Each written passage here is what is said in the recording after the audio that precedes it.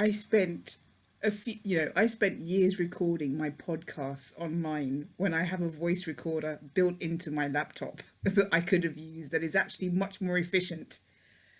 It's just so weird how things turn out sometimes.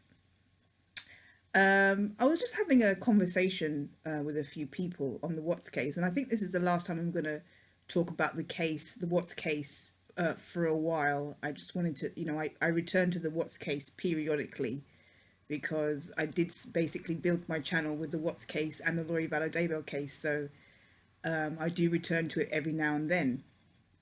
But I don't know if any of you remember this lady who called herself No Soup for You.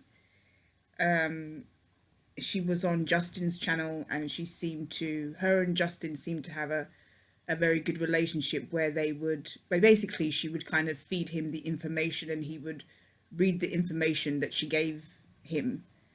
And for a while that was really good. They were quite a good team. And then I think when she saw that Justin was an e-beggar, I think she started to I think she started to turn. She started to change her mind about him, and she realized he wasn't really the great person that she may have thought he was in the beginning. But she has done an article on Reddit. I think it's called The Devaluation of Cindy Watts. And if you know anything about No Soup for You, she was kind of anti-Shanann, anti-MLMs, and basically her perspective was Shanann is the reason why all this happened. Pretty much like how Cindy Watts feels. Cindy Watts blames Shanann. She doesn't blame her son. And that Shanann was this very manipulative person. I'm not saying that. This is what the woman at No Soup for You is saying, and that she tried to come between the relationship that Chris Watts has with his mother and various other things, and how MLMs are bad and how it was bad for the marriage and all sorts of things. So yeah, she's very anti Shanann. There was a time, and I'm still learning. When I say I'm still learning, I mean, we all have our different opinions on this case, and like-minded people who have similar opinions tend to stick together. It's not always easy to get along with somebody that has very opposing views to you. And I do remember that, certain things used to irritate me. But at the end of the day, everyone is allowed to have a discussion about the case and have their own opinion about the case. And yes, some things will still irritate me that I said. But I try my best, and I'm not perfect, but I try to be open-minded, and I try to look at things from both perspectives. Just like I was telling somebody that, victims are not always perfect. Shanann wasn't perfect. That doesn't mean that she deserved what happened to her. And I'm watching the Diddy case right now, and this is what I said to somebody. I've got my eye on the Diddy case, and some people will look at the Diddy case from two very different perspectives. Some people will say, well, Cassie went along with his schemes, went along with all the things that he, was advising her or making her do, and that she's not really a victim because she went along with it. And other people will say she is a victim because the moment she didn't want to participate and he tried to hold her back and he tried to keep her locked in that space, and try to control her and hold her in that area, in that hotel. The moment she decided that she didn't want to do it and he tried to hold her back, makes her a victim, regardless of how much she might have went along with his, I don't even know what you would want to call him. I just think he's a twisted individual. I just wish he would just go away. I just hope the outcome is parliamentary, put it that way. So there are people who are going to look at the case from different sides. Some people are going to see Cassie as a willing participant, and some people are going to say, no, she's a victim. We can look at things from different angles. We can look at things and also the nuances and the grey areas and all the in-betweens. Like, for example, there is a certain person who is kind of putting it out there that Chris Watts, has grounds to go for a 35C, which is post conviction relief. And I would actually like to see him try that, because he would get nowhere. Chris Watts would get nowhere if he went for a 35C, because he doesn't have any route to a 35C. It's just not possible. He is never ever going to be allowed a 35C. He's never going to be granted a 35C. But I would love to see him attempt it, just for the just to, I don't know. There's a twist. I guess there's a twisted part of me that would just love to see him try and fail, because he would fail miserably. He'd fail at the first hurdle. But there's this idea that, his rights were taken away because he didn't get to speak to his mummy and daddy while he was inside waiting, which is ridiculous. Cindy Watts has claimed that before Chris made his deal, that she tried on numerous times to contact the DA. I think that's DA Walk, and even the judge, and I think she even wrote a letter, which I could read, but I'm not going to do that right now.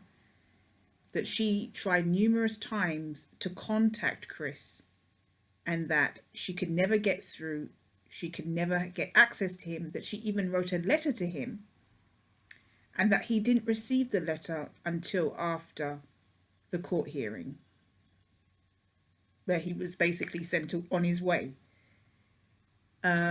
So that's apparently grounds for seeking a 35C, because the idea is that she couldn't speak to her son.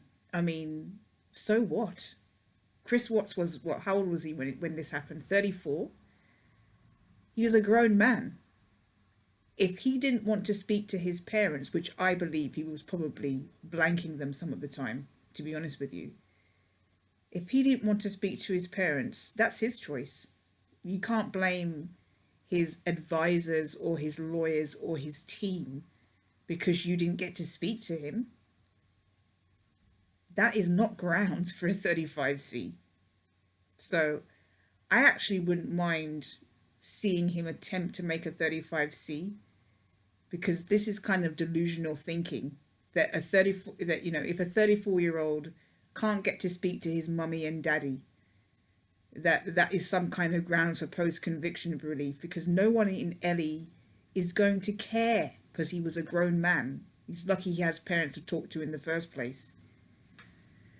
So yeah, I would love to see Chris Watts attempt to post-conviction relief, because he's never going to get anywhere with it. It would just be, I would just laugh to see him flop. I know that doesn't sound very nice, but go for it. Go for a 35C and see how far you get, Chris Watts and the Watts family.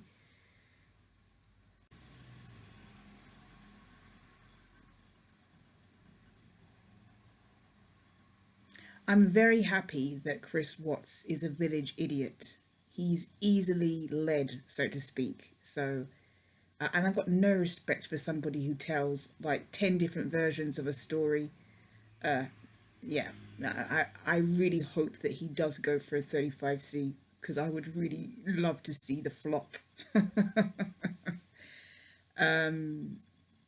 What's the other thing? So, talking about easily being led, I am going to finish this off by saying that I am keeping one eye on the Diddy trial, actually.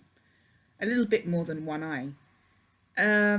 Some people have said that the case has not been proven so far, that what he's been held accountable for, or charged with, so to speak, that, it hasn't been proven. We all can see that I can't say what I really think of him on here. My channel is generally speaking, an advertiser-friendly channel, and I try to say things in a classy way and in the best way, in the most advertiser-friendly way I can. But let's just be real here. I think he makes, let's see who I can say, Mr. Kelly, the I Believe I Can Fly singer. I think he makes him look good. He makes OJ Simpson, P. Diddy is so bad, as a person, as a character, in terms of morale, that he actually makes O.J. Simpson look like a good person. He actually makes O.J. Simpson look really good. And, you know, of course O.J. Simpson wasn't a great person. But I just think that he is just absolutely... It's so sad as well because he has beautiful children, absolutely gorgeous children, with all these different women. And I personally believe that, yes, there is definitely a possibility he could get off. There is definitely a possibility. I hope that's not the case. I personally, my perspective is that they're going to be able to prove this case. And I think the tape with Cassie actually sinks him from the very beginning. And I'm so glad they started with her. I thought it was a bit strange that she started her testimony so early on. But I realise now that it's because she was pregnant and, you know, they wanted to get that over and done with before she gave birth, which I completely understand. And I think it was a very good starting point. This guy is just somebody that should not be out with the rest of us breathing the same air. And I'm saying that as a fan of his music, as a fan of Bad Boy and urban music. Some of my favourite songs of all time come from the Bad Boy enterprise. So One More Chance by Biggie Smalls is probably my favourite song of all time. And that was produced by Puff. That's what he was at the time, Puff. I'll never listen to his music again. I just think, yeah, he even makes Michael Jackson, who I think is innocent anyway, but then, you know, that could be my bias. He makes Michael Jackson look like a really decent guy. Some people will argue, and I said this to somebody the other day, that Cassie is not really the sympathetic figure that she is portrayed, that she's not really a victim, so to speak, because she obviously in the beginning wanted to please him and went along with all his crazy schemes and crazy shenanigans. My answer to that, and I obviously talked about this earlier on in the podcast, is that tape of him and Cassie, what he did running down that corridor, it says everything about him, and it says everything about this case. To me, that is the case. And maybe I'm looking at this in tunnel vision, but to me, it just is it's the window, it's the key, it's the thread to everything about this case. I think he is just somebody that should not. And by the way, before Cassie, he was dating a woman, a stunningly gorgeous woman called Kim Porter. She's kind of like a tall, dark-skinned black woman, Naomi Campbell looking person, but there's something about her. There's just something about her. And she passed away in her 50s. I can't remember exactly how old she was. I think she was in her early 50s or something. You know, she's passed on now. And the reason given was pneumonia. But I believe that it's possible that Diddy's behind that. And I might explore that another time. At the moment, I just can't see any way out for him. But a lot of people are saying that they haven't proven their case and, you know, he's gotten off before, so who knows? So who knows? Anyway, I'm going to leave it at that and I'm going to have some soup. No soup for you, no, but soup for me.